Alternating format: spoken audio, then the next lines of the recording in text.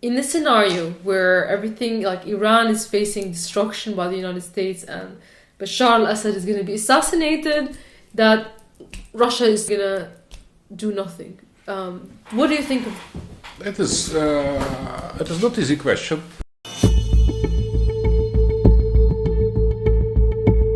Hi everyone, I'm here in Moscow. I'm with the great Professor Alexander Dugin.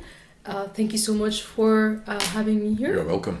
And my audience might be new to your work. You're a philosopher here, and you you mainly focus on politics and the multipolar world. And I was wondering if you could give a few introductory sentences about what is the multipolar world and to our audience that maybe they don't know about it. A multipolar world, it is not just a strategical picture of the balance of powers in the present day situation. It is as well a kind of philosophy, first of all. Multipolarity is, first of all, philosophy. And the philosophy of multipolarity is based on the presumption, on the main idea, that there is no such thing as humanity. There are plurality of the human civilizations with the plurals, and this plurality cannot be identified with only Western European world. So, but if we consider the majority of the humanitarian sciences, with some exceptions, the structure of these global humanitarian sciences is based on the principle that it is only one way, only one humanity. That is something like the Western civilization. That is a kind of avant-garde, something that goes ahead of all the rest of the humanity, and that is called the West. And this presumption that we only one line of progress, of development, of the social changes and political, economical structures, all that is Western, first of all, and secondly, it is global. So we are dealing with the exaggerated image of projection of the Western values, Western norms, Western principles. For example, human rights, human being as individual, liberation from traditions, modernization of the society, the abandon of the traditional relations between the sexes, the destruction of the family, creation of contractual relations between the people, introducing of the market economy everywhere, and political democracy and civil society. And that is not Western. That is considered to be general, universal. And we are dealing with only one civilization that is already here, or it will be here tomorrow in some time, and that creates a kind of unipolar world vision or globalist world vision. There is the world of tomorrow is already present in the Western civilization, and tomorrow everybody will be exactly like that. So there will be no more states, languages, races, cultures, religions. There will be one world state, one world government, one type of people everywhere, with the same gadgets, with the same things, and following the line of the Western technological, political, economical, strategical, industrial development. So that is unipolar ideology. Yes. Today presented by globalism.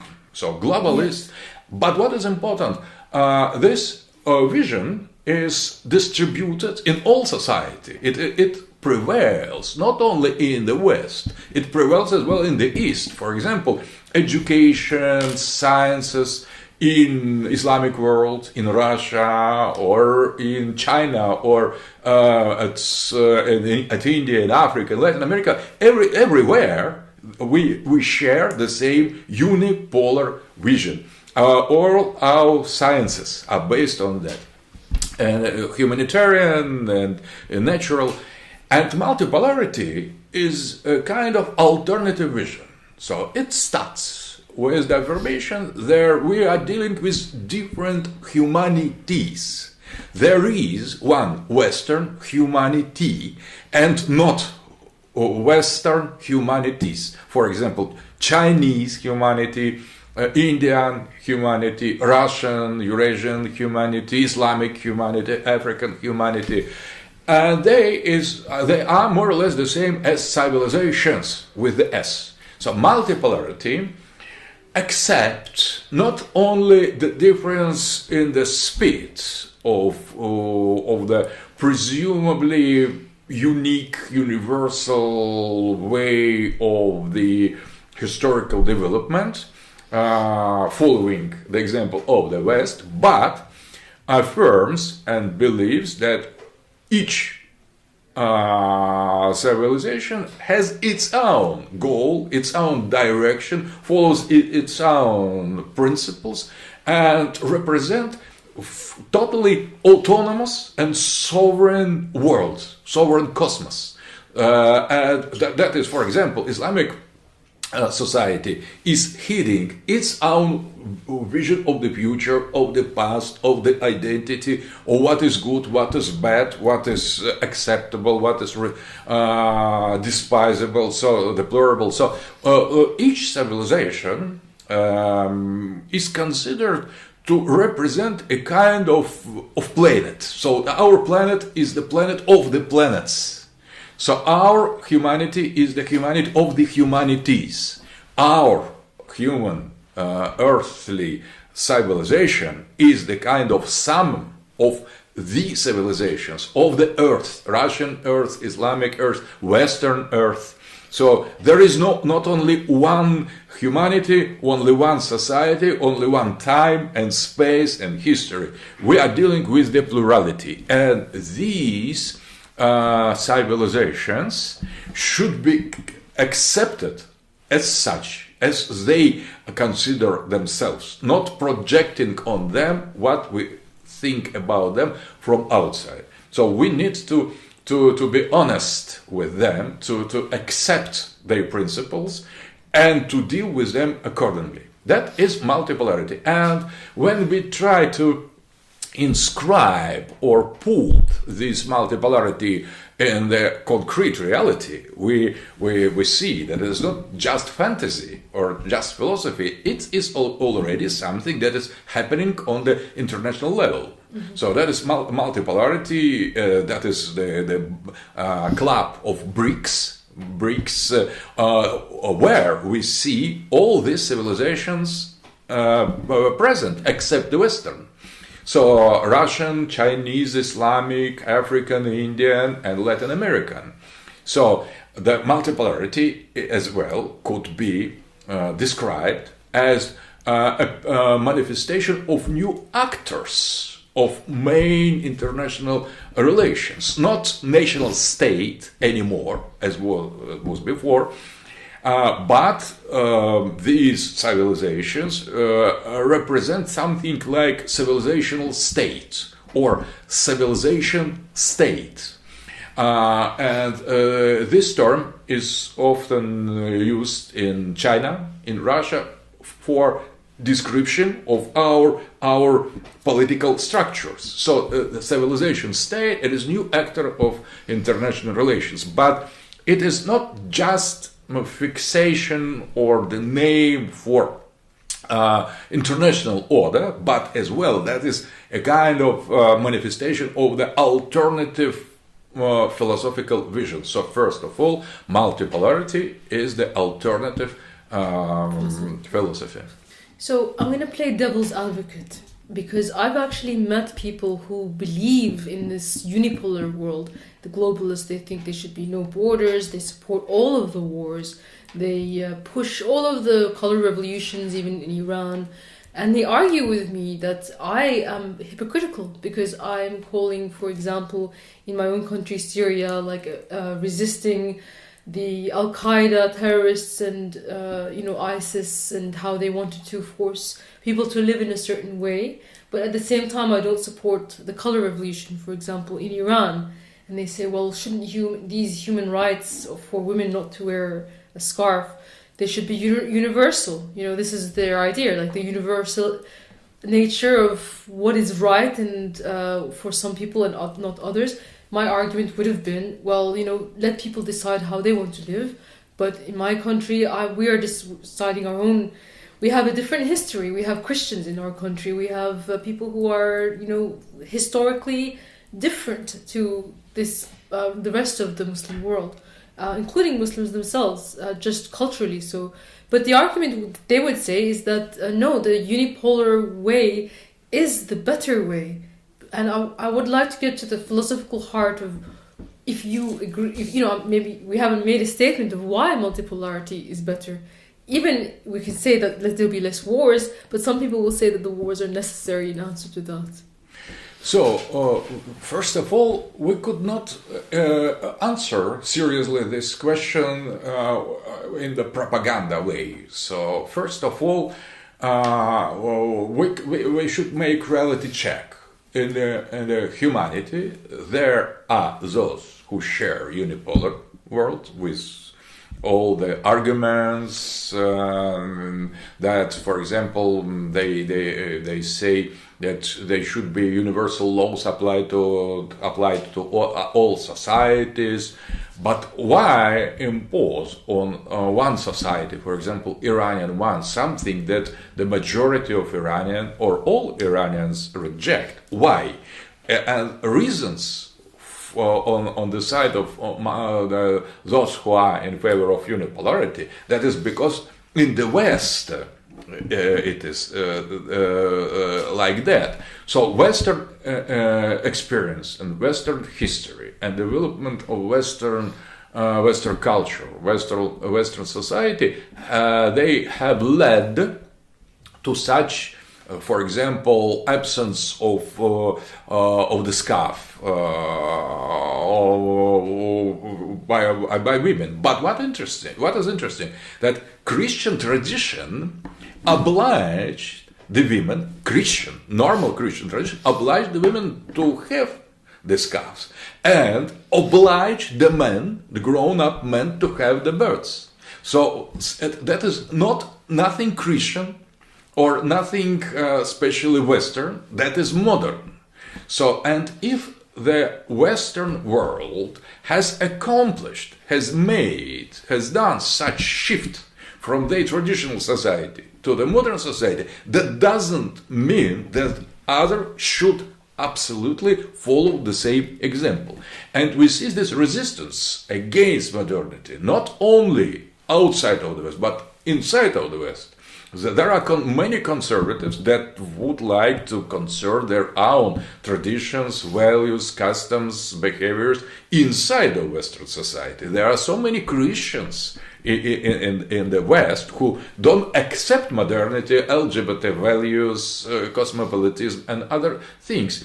So when unipolarism, that is the faith that is belief in universality of the modernity, of the Western modernity, not only of the West. So it is just the part of the Western heritage that coincides with these values. For example, 50 years ago, homosexual, the same-sex marriage would be strictly forbidden and would consider in majority of the American states, for example, as something like public indecent behaviors, or maybe crime. So now, now they affirm that only same-sex marriage adopted by the law is something that corresponds to the universal norms and values. So it is completely new, brand new, but they consider that as absolute. And if tomorrow something happens that will prohibit same-sex marriage, for them that will be as well absolute truth. So each day absolute truth that not only is accepted by those who want that, but it is imposed on those who don't want it. So that is very, very shaky ground to affirm that those who fight for unipolar world, they are fighting for real universal values, because it's just brand new that is shared by the small part of the humanity, and is radically and brutally imposed and enforced to the rest of it. So multipolarity doesn't judge what set of value is better or worse globally or absolutely. It just accepts that, for example, for Islamic society, it is normal to follow Sharia law or Islamic rule, and with respect of the history of one country. In one country it is allowed in other, for example, some element of, for example, of behavior in other Islamic country it is prohibited. So it depends on the cultural historical experience. And in Russian society we radically reject same-sex marriages, we reject individualism as such. We have a totally different set of values proper to us. We could change them as well, from Tsarist time to Soviet time, from Soviet time to modern Russia, but there is something that unites all the periods of our history, that is the kind of the core of the identity that could change on the superficial level, but it rests the same. So idea is that civilization is something that lasts long. It is not just of today. So any moment, any historical moment is just the chain, the element of the chain that goes through the centuries, and all these historical moments, they are present inside of the culture as spirit of the people, as our psychology, traditions, and all that creates a kind of special kind of identity that, according to those who are for unipolar world, should be transformed, changed, or abolished. And from the point of view of those who are in favor of multipolarity, it should be respected, yes, accepted, affirmed or reaffirmed, defended, and that is a kind of two possible reaction on what is going on. And humanity is split now at two parts: unipolarist on the side of the West, and those and the agents of unipolarity in outside in the other countries, and those who begin to accept the multipolar consciousness, who more and more find themselves to be on the alternative half. And this that is much more important that, for example, difference between Salafi, Shia, more modernized version of Islamic society, because all of Islamic self-conscious powers reject the Western pattern. They try to defend the proper identity, and the West and unipolarists, they are playing precisely on the differences. They try to divide and rule. And Putin has said recently, yesterday, that our enemies, unipolarists, they always seek to divide and rule, yes. And we, multipolarists, we are in search of unification and leadership. So we need to unite, integrate, and lead, not divide and rule. They're totally two different approaches. And now, I think, when we have recovered a little bit, we Russians, about the difficult periods of Ukrainian campaign, we feel ourselves more and more in the position to give to this multipolar philosophy the shape, intellectual shape, political shape, geopolitical shape. And I think that recent visit of President Putin into Arabian Emirates and Saudi Arabia, and after that immediately the meeting with Raisi, with President of Iran, is the clear example how it works. Two contradictory poles, Sunni Arabic Saudian Islam and Shia Persian Iranian Islam, they are totally in total contradiction. They are united, put together in the context of defense of the multipolarity by a Russian leader. So it is not just defense of our national interests. It's something much more. It is about philosophy. And I think that is a clear example how multipolarity works. So in a way, they try to divide us. For example, one type of Muslims against the other. We should block that. We should try not to fuel these debates or contradictions. They could exist, but we need to understand what is the main enemy of all of us. And that is message as well for many Salafi. Salafi, when you ask Salafi who is the main enemy, they say, Shia, secular Islam, Assad, Ba'athist, Russians, Christians, Kurds, but they forget that the main enemy, they are not those mentioned figure, the global West, that has nothing to do with radical Islam, which has nothing to do with Islam as such, and it prevails. So let us first of all unite our power to establish multipolar system, and inside of this system we will after that, only after that, not before, we can try to find the balance of or harmony. We should try to harmonize our inner contradictions. So what is I think why a civil war in Syria should be stopped? That those who are for Assad and who has won finally, those who have won more or less. Yes. And not yet completely. Yes, but soon maybe. Because the West fuels, the United States fuels this conflict. Without that, the situation would be completely different.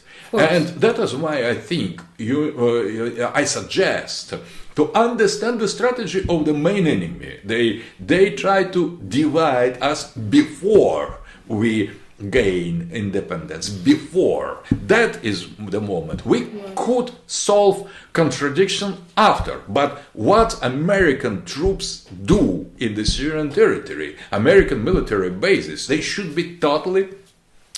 They should get out, and after that, we 100% agree. And after that, we could try to find a solution for all the parts in the conflict. So I want to move then to the Middle East, and one thing you said, which is important, I think, that the multipolar world needs leadership, and I think a lot of us look towards Russia as the leader and the philosophical heart of that, because historically in the bipartisan world, you had the US and Russia with its Soviet ideology, but now the multipolar world always thinks China is emerging, but Confucius, it's different to, especially for the Middle Eastern people, like proximity-wise and culture-wise. I think we historically look towards Russia for leadership in terms of multipolarity and to be a front against US hegemony. So with that leadership role and with what's happening at the moment, and I guess we have to move to the conflicts. I will go to Gaza before I go back to Ukraine and Palestine. So for a lot of people in the world, in the Middle East, but also now throughout the world, the Palestinian situation and the genocide there and the reaction of the world to that is going to be a litmus test to see whether this multipolarity is actually something that's real, or if the unipolar US hegemony is the reality. Because they're currently, in spite of all of their fanciful ideas about no racism and rules-based order, they're allowing a genocide to be committed. So if they're allowed to do this and the multipoles of the world can do nothing, then for people, they will lose hope in the idea of a multipolar world, and they will think, well, we can only kneel to the ruling hegemon. And I understand that there's limits to what everybody can do, especially because even Syria and Iran have limits to what they can do right now. So the question is there a plan? Like, is there some sort of idea of how we can win and prevent the genocide? And I will have a follow-up question to that after you answer this question. That's very interesting. So what if we agree with the main principle that we are living in a transition from unipolarity to the multipolarity? So we need to accept that unipolarity, that is something that already here, that already exists, and multipolarity that is emerging. So Russia is not continuation of the Soviet Union; it is a re-emerging pole, and it could not be anymore one of the two poles. So Russian leadership in the multipolarity is very much different from Russian leadership in the bipolar world. So we have no universal ideology to propose or to impose or to suggest. We could not afford one against one confrontation with the West. We are too big, to say the truth. But the only way what we react, it is to save our own sovereignty and to help to the other to establish the other poles, help to establish their sovereignty. So that is not one sovereignty against the two sovereignties. That is multiple sovereignties against one sovereignty. And we see that support and help and allowing of the West on this unipolar structure to Israeli to accomplish genocide in Palestine. It is the clear example what unipolarity is. It is just that unipolarity fights back. Unipolarity doesn't want to let multipolarity to appear. It reacts. It fights back. So this clear support to nationalism, to racism, Israeli racism, and genocide of Palestinians, it is like agony of unipolarity, and that is the measure of the power of the dragon. So unipolar dragon is wounded but not killed, and Russia protests against that. Russia shows support for Palestinians, the victim of this genocide. Islamic world observes what is going on, but that is the turn of Islamic world to start its own war. We have own war in Ukraine, And it is difficult to fight against the collective West.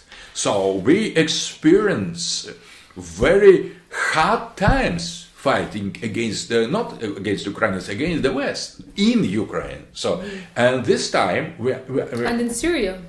In Syria was easier for us, because nobody expected us to help Assad. And in these concrete regional situation, we didn't experience such difficulty. We came, we helped to save Assad, the safe state, the Syria. We didn't let the collapse of the situation like in Iraq or in Libya. We have saved Syria. But in Ukraine, we're confronted with much more direct situation. That is the war against the NATO. The NATO leads this war against us using Ukrainian Nazis, and that is very hard experience. So we are fighting our war. Putin is, I agree, the leader of multipolarity, but not of bipolarity. No. Putin cannot say to Americans, "Stop here! Don't allow your Israeli proxy to kill innocent people in Gaza." We cannot say. We can say, but they don't hear us. We are in fight. But I am a little bit astonished by the more or less mild reaction of Islamic world. Yeah. So now it is exam for the Islamic pole to enter its own war. And what we see. So Israeli representative in Saudi Arabia, there is no will. So if there will be no will to have sovereignty, there will be no multipolarity. Multipolarity could arrive only if we put in the limits unipolarity. But where is the Gaza? Where is Palestine? It is Texas, it is Florida, it is California. No, it is far away from American civilization. It is in the middle of Islamic civilization, and Islamic leaders are divided. They could not find, until now, the power to overcome their differences and to create a kind of real army to save Arab Islamic population. And they are not only Islamic, but there are Christians there. But nevertheless, that is a kind of challenge to Islam as a civilization, as a pole. And I think we will have delayed reaction. So Islamic societies, present-day Islamic countries, are not ready enough to enter in the direct confrontation with the West. No country alone could afford that. Nobody. But if Islamic country from Indonesia, Pakistan with its nuclear weapon, Iran, Afghanistan, Iraq, Syria, Saudi Arabia, Jordan, Emirates, Egypt, Turkey, Libya, Morocco, Algeria, Yemen would join United. There will be no Israel in one day. Of course. But now the leaders of Islamic world, not Russia, should take this step. This is what I wanted to get the conversation to, because I heard you say that a lot, and I agree with you. The reaction is not to the level that you would expect. There's a reaction on the street, of course, that is increasing, but the governments are not reflecting the reaction of the people. And I think part of that is because those governments are very much puppets that are being paid for by the West. I mean, Egypt is one of the, after Israel, Egypt receives the second most amount of aid from America. Jordan comes after that. And they're kind of paying them protection money to prevent them from acting in the will of their people. They're saying, here's some money, keep your borders quiet. as much as you possibly can. So we have a problem. We have a major problem in the Islamic world. But also, I wanted to, and I agree with you on most everything, but I wanted to challenge maybe the notion of the Islamic world being one pole. It might be more than one pole. And the way that I see it as someone from the Levant is that, and increasingly so since the war in Syria, where we had interestingly, the Salafi world did unite, but they didn't unite against Israel. They united against Syria and Iran and the resistance axis. So when I think about the Islamic world, I think about people who fought against the resistance and the resistance axis on the behest of the United States and Israel. So we're in and I think that they're tired now because they spend all of their energy fighting us, and Syria is also tired because we've been destroyed almost. Iran is maybe the only exactly. So now this thing has started in Palestine, and not everybody is ready. Especially Syria is not ready. But unfortunately, I think they didn't have a choice but to start it now, especially with everything else that was happening around them. But I would argue, and I would love to hear your opinion, that the Levant area, I feel it's like a separate pole. And historically, the heart of civilization of even the Islamic world was, a lot of the time, the center was Damascus. And also what makes the Levant, a lot of the people in the Gulf Arab world do see us as other. We dress differently to them, we eat differently to them. So there's limitation to what we can expect from them, because they will say, well, it's not our fight, it's the fight of the people of the Levant. They will say, well, we're historically Aramaic speakers. And I would argue that there's Christians in the Levant, especially Orthodox Christians, and their numbers are dwindling in Palestine, although there's a lot of them in the diaspora. But Orthodoxy, if we want to see the rise in Orthodoxy, which I think a lot of we're seeing now in Russia, we can't forget about the heart of where Orthodoxy started. Without Palestine, without some Orthodox Christians left in the birthplace of Orthodoxy, how can we see a return of Orthodoxy? So I do agree with you. I think we need to see more from the Muslim world. But even myself as a Muslim from the Levant, I would love to see more of a presence of an Orthodox Christian voice that says, the Holy Land is not just for Jews, it's not just for Muslims, but it's also for Christians, and Orthodox Christians especially. What do you think about that, Paul? I think that in Russia we have very interesting example how Orthodox Christians could not only coexist with Islamic population, but to be the brothers, to be the same, to form the united society. And Salafis tried to destroy as well this harmony that lasts for many hundred years. And Salafi movement was instrumentalized, weaponized by the West. They serves to destroy Arab nationalism, pro-Soviet tendencies, and Sufi orders, Shia group. So they started as the instrument of the West in the fight against the East, against the Soviet Union. So and they continue to fight against resistance powers in the Levant and Middle East, and against Eurasianism everywhere. So, but now I think, but nevertheless, they had one thing that Islamic country lacked. They have imagined very criminal but unificating ideology.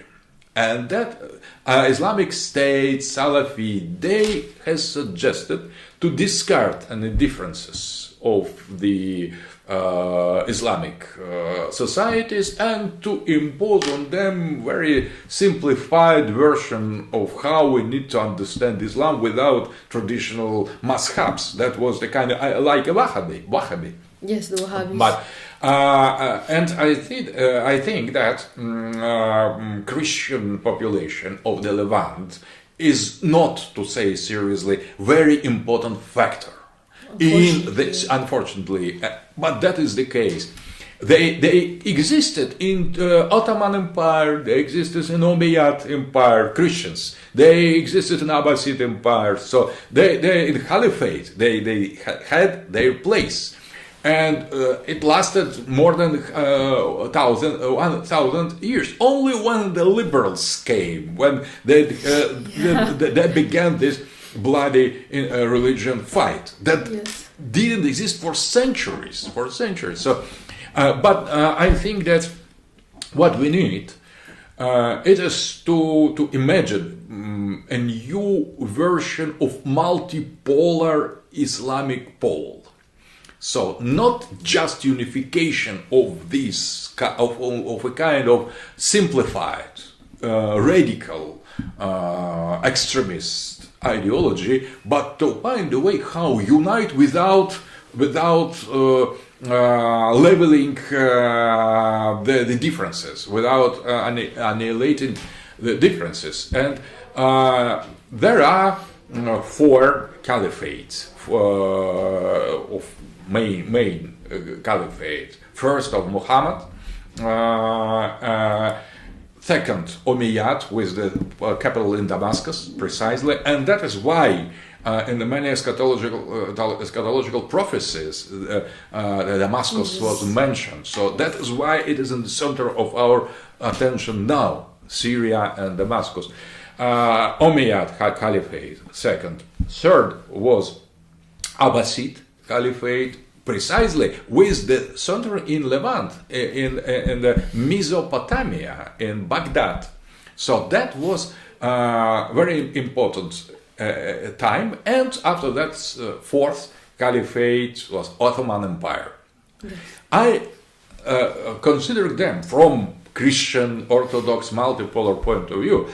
I would suggest to Islamic world today to reconsider the value of Abbasid Caliphate, because it was something unique. It was based on the flourishment of all mazhabs. All juridical schools of Islam were formed in Abbasid Caliphate. There was a peaceful cohabitation and coexistence of Shia, of Sunni, of radical Shia, including different kind of Iranian population that gave such impact on the Abbasid culture, with Greek tendency, Greek philosophy that was called Aristotelian, but that was in the reality Neoplatonic, and that was prosperity for Arab, non-Arab, Iranian, all kinds of people and traditions and original traditions, all kind of that was flourishment of the Sufism, with all the different tendencies. All think intellectually, ideologically of value in Islam, in my opinion, were created, imagined, and developed philosophy, Al-Farabi, Al-Kindi, Ibn Sina. Everything, the greatness of Islam, that was precisely in the Abbasid Caliphate. And now Iraq is liberated from American, more or less, Americans. They are the military bases, but Iraq takes more and more the consciousness of its sovereignty. There is Syria, there is Iran, there is resistance all around Iraq, and some part of Iraqis they are the organic part of resistance. But what I think that resistance in present day situation in Lebanon, in Syria, and with Hezbollah, with Iran, lacks some meta vision, the great vision, resistance, it is lacks a kind of some flexible ideology that could address, for example, Sunnis, Sufi, different kind of Muslims and not Muslims. So Yes. I think that Ottoman Empire that inspires Erdogan, for example, is too limited, including in the last period. It is not appealing. It is not attractive, I would say. And Turkish rule was not easy to bear for Arabs. So that was some kind of natural refuse to Ottoman plans of neo-Ottoman plans of Erdogan. For that reason, I think that precisely Abbasid Empire could be a kind of that was multipolar inside. That it was multipolar empire, caliphate, and that accepted and not rejected plurality of the tendency inside of Islam. There were debates, contradictions, but all inside of unity. And I think that was very fruitful, because Abbasid Caliphate gave the great philosophies, great cultures, great spiritual, mystical movements, gave all the richness of Islam, Arab Islam, not Arab Islam, has flourished in the Abbasid Caliphate. And now Iraq is in search of its new identity, because it could not afford anymore national state with Kurds, with Shia, Sunni contradictions, with this American imposed secular liberal version. So it is obviously naturally that Iraq will in search, and is in search of how to develop in the future. And I think that is not only the problem of Iraq, the problem of Levant, the problem of resistance, the problem and the challenge and opportunity as well of all the Islamic world. So, but I suggest to insist more on Islamic education. If Islamic people, if Muslims of today would know better Islamic history, they could be influenced or inspired by different examples. So it is so rich, so rich. Cases, forms, states, cultures inside of Islamic history, and the West tries to impose on Islam some reduced versions, some caricatures. Yes. So Islamic tradition and culture is much richer, much wider than the West presumes. Yes. And that affects Muslims themselves. They become like Westerns. They deal with caricature. I think that Salafi tendency is not fundamentalist, is not traditionalist. No. It's something new, totally new. Definitely. It is appealing for the people who knows nothing about Islam, now has no access to the great wisdom and the culture, because you could study it all your life. It is not enough to have one small portion of the richness of Islamic. A lot of them came from the West, actually. Exactly. So that makes perfect sense. So, you know, what we're talking about with multipolar world resisting unipolarity, essentially, I think it's happening now. I think the wars in Ukraine and in Palestine and in Syria and in Iraq are all examples now, even in South America with Venezuela. So, in my opinion, we're facing a new type of war, maybe a third world war. And these are all different fronts of that war. And I think Iran's was able to help Russia a lot during the conflict in Ukraine. Exactly. Yes, and we're very grateful to Iranians. Yes, and of course Syria would love to have helped more. Unfortunately, the position is in a much weaker position. I know that Assad actually offered Russia help during the Georgian war, long before the civil war happened. So obviously there's some sort of a block forming. And in keeping with that, I want to ask, let's say that the war in Palestine conflagrates, and already there have been threats by Israel to assassinate Assad. The resistance forces are fighting the Americans, they're bombing the bases. We have the Houthis taking the boats.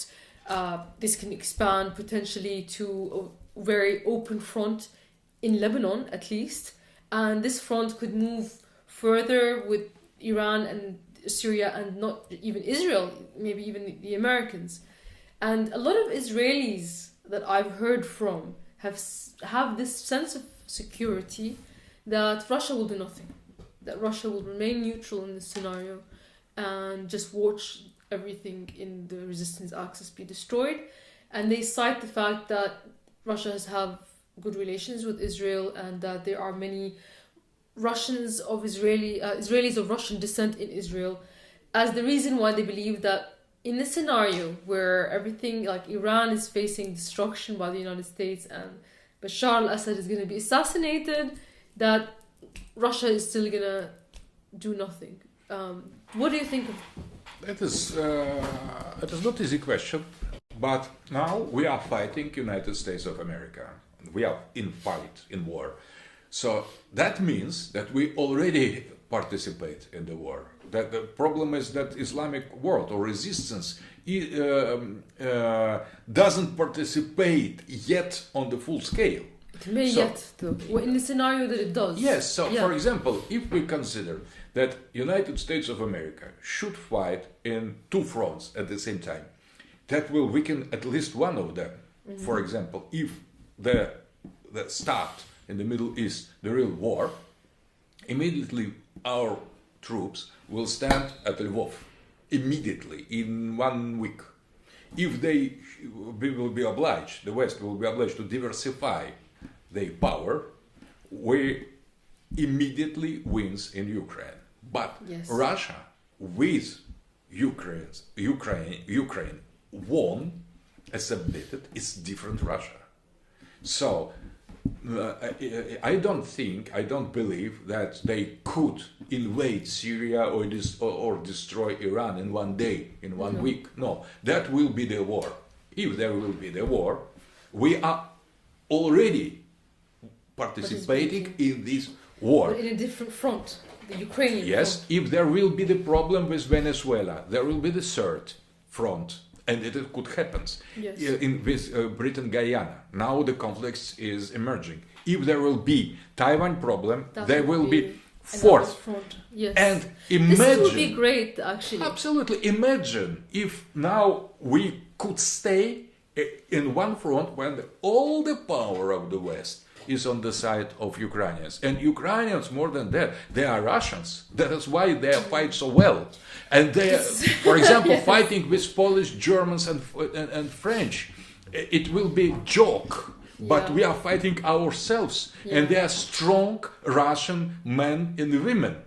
And they now are totally under influence of the West. Yes. It is civil war, but we are fighting. This is exactly what I wanted to discuss. Yes. It's a civil war. Civil war. This is how Syrians, when we think of Ukrainians, we think of them as Russian. Absolutely, because they are. It's a ridiculous distinction. Yes. But, so it's a civil war. Civil war, exactly. And now, since Syria, and this, I have a question on this, this is why I'm excited and I'm interrupting you, but please, maybe finish your thought and I will come up with the second question. But my idea is we shouldn't be afraid or to start the new front, because it will weaken the enemy on the other front.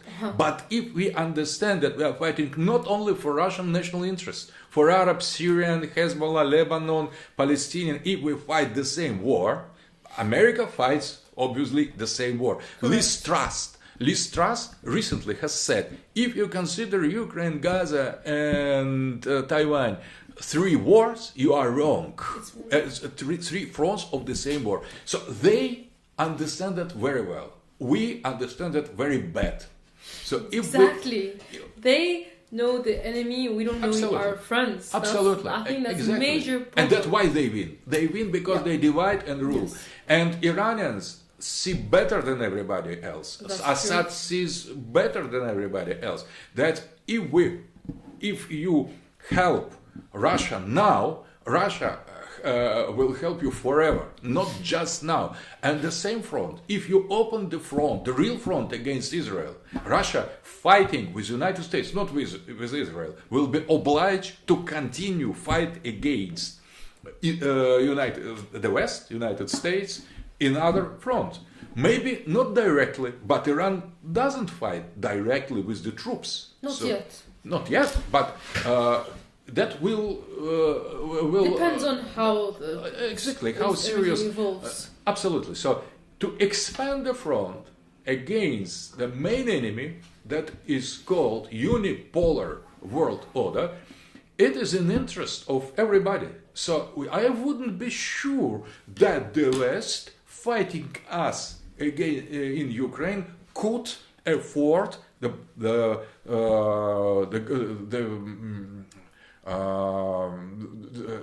victory, could afford the victory soon in fighting against at least all the Middle East. I think they will let go of the Ukraine front in favor of the Palestinian front. But as with when Ukraine will be ours totally, there will be a new world. So there will be multipolarity, and our help in such situation would cost for the enemy 100 times more than now. They could detain us in Ukraine. With second front, they will be not able to detain anybody in situation. And if second and third front, or in Korea, will open, they are doomed. Yes. The West is doomed. It could not afford to fight 5 wars. But we will attack at them in different points of the planets with different means, and we will either reduce their pretension to their part of the world, that would be human solution, or we will destroy them totally. So with the Ukrainians, this is my question about the nature of it being a civil war. Because, in Syria, we had our own civil war, and we had to fight our own people. Basically, they moved the front to our territory, which is actually a negative thing. Right now, what's happening in Palestine is somehow the front has moved into the unipolar territory, which is within Israel, and which is, basically the right hand, or if it's the United States is this side of the hand, Israel is the other side, it's the same hand. So that's the only silver lining. But Ukraine and Russia's war is a civil war. And my concern is, because you have these familial ties with Ukraine, is kind of the same concern I have with Syria, is how do you mend the wound in future, because your history with the Ukrainian people is going to be very long. And I think also, at the moment, Russia has concentrated on taking all of the areas next to the sea, and for strategic reasons, and Donbass is still yet to come. But I think maybe in order to mend, it should be all of Ukraine, including Kiev, that is included into Russia. Absolutely. And to new entity, not necessarily Russian Federation. It will be new entity of something like Soviet Union or Tsarist Empire. The new entity where Ukrainian people will participate as such, will not be suppressed or Russified. They are already Russians. So I think, in that sense, to say the truth, I see no problem in that. So how to deal with Ukrainians after the war? I'm Ukrainian myself. I know that is the question of the choice of identity. And Ukrainians are very, very flexible, very flexible. When they remark we are winning, immediately everything will be different. Immediately, and we will not have too much time to re-educate them. There will be some problem, and Russians, how we can manage to create such huge empire? Because we know how to deal with those who have lost their battle against us. We don't continue. We don't take revenge. We accept them as brothers and sisters. And that that is why Ukraine is doomed, because it constructs its identity on the hatred, and that provoke alternative reaction and hatred. But we don't bear the hatred and revenge in our hearts. So they are still human. They are still Russians. In our opinion, they are still ours, and we are other for them. And for us, they are not other. They are ourselves. But it is a kind of sin when we can hate sin, but being Christians, we should not hate sinner. Sinner is obsessed by the sin. He is under influence of some strange entity, and that has entered in him. But it is exercise. We need to liberate the possessed person from the demons living inside. But we hate demons, but we don't hate the possessed.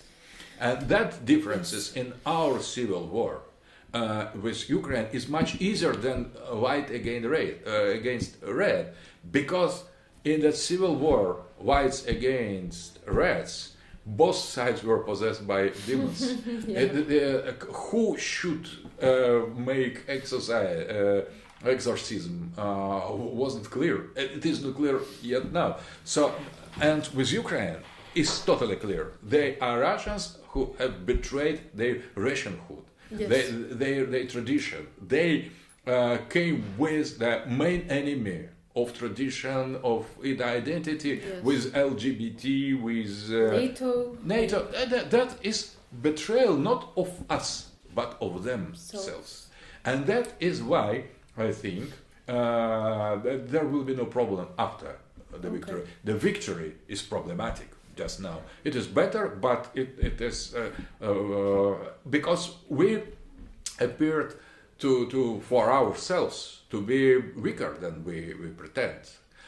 We thought Russia is never as strong as it looks, never as weak as it looks. Yes. That in the military way we proved to be weaker than we hoped, but economically we are better than we feared. So there are the miscalculation on both parts, as everybody recognizes now.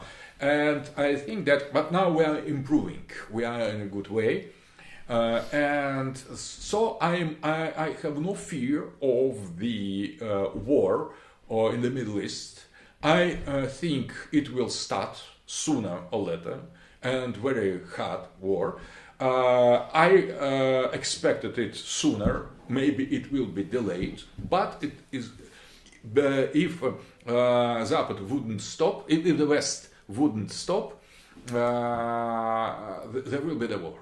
But Biden administration, new cons, they are decisive to continue their politics and support for Israel and to accomplish genocide of Palestinians. So I think we should not fear the war. We should not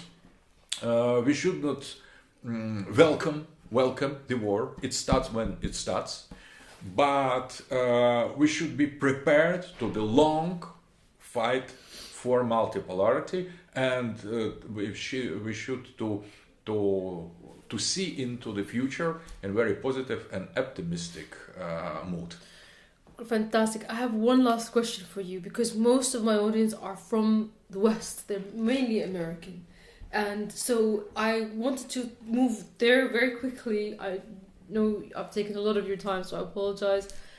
Essentially, the unipolar world and the ideology that it's pushing, the globalist, the wokeism, the LGBTQ stuff, it's resulting in the hyper-individualism, the hyper-connectivity over the internet. People are no longer able to form deep connections, and a lot of people are, like 65% of Americans are choosing, young men are choosing to remain alone. Marriage is dead. The birth rates in the West and even around the world are going down. a lot. I think Korea, recently the birth rate in South Korea was 0.7. So it's not even a replacement statistic. So with the ideology of the unipolar world, we are heading to extinction. So it's almost like a fight for the survival of humanity to be against the unipolar world. My question is this.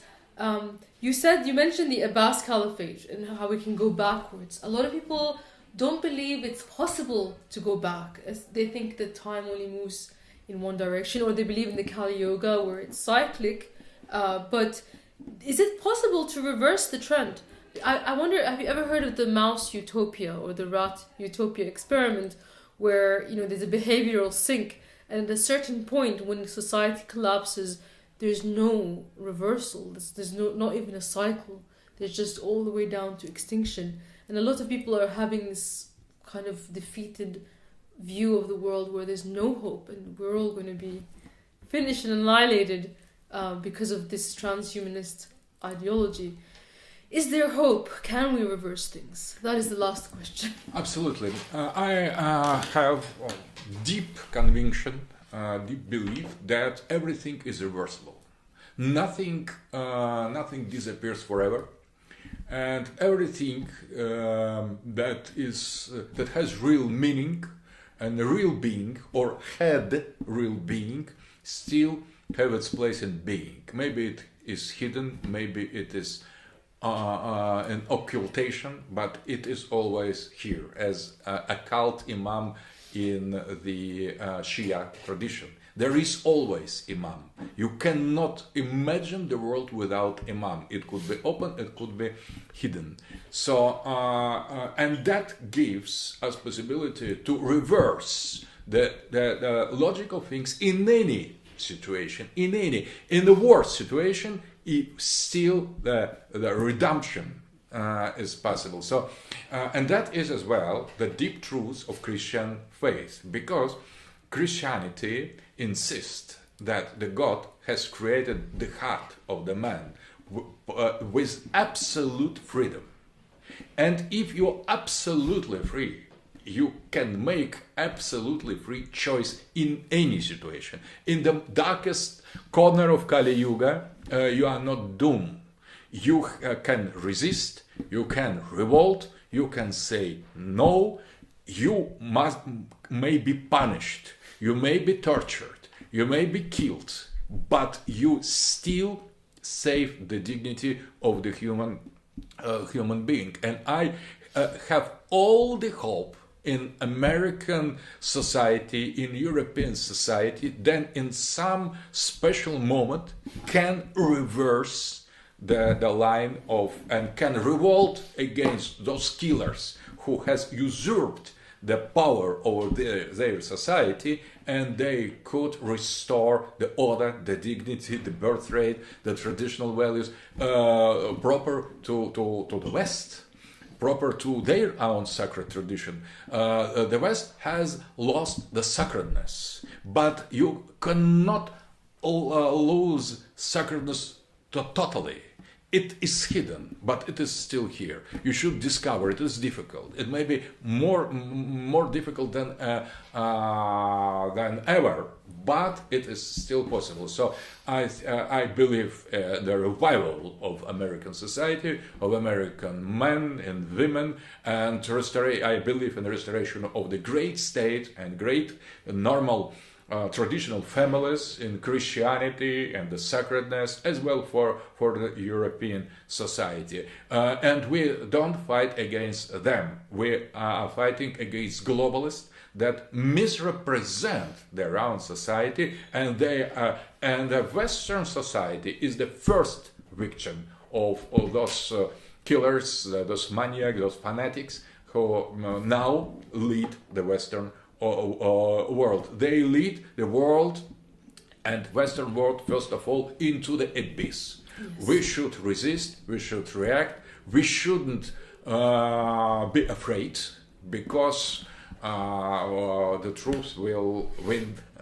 any its enemies. Well, thank you so much for your time in this excellent discussion. It's an honor to finally meet you and to be here today. So thanks again. Hopefully another time.